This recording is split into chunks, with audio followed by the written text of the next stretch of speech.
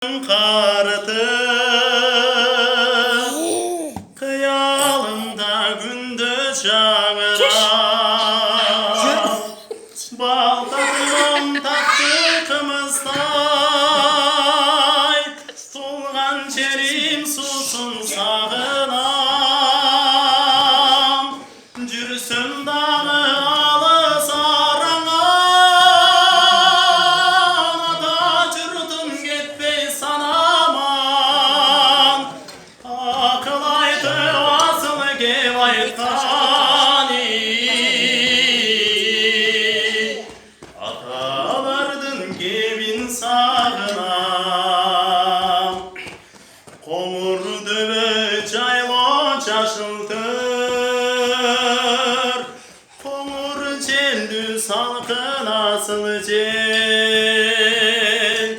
Koptu beles gün göy teskeyden,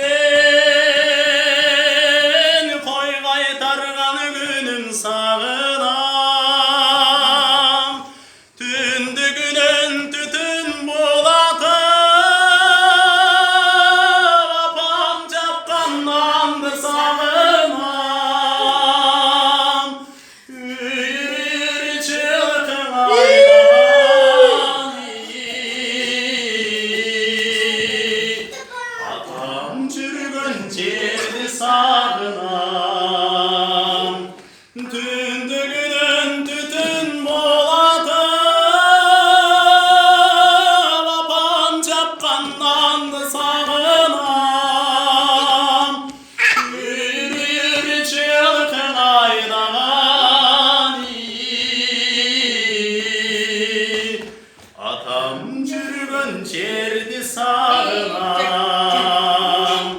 Apam çapkanlandı sağınam.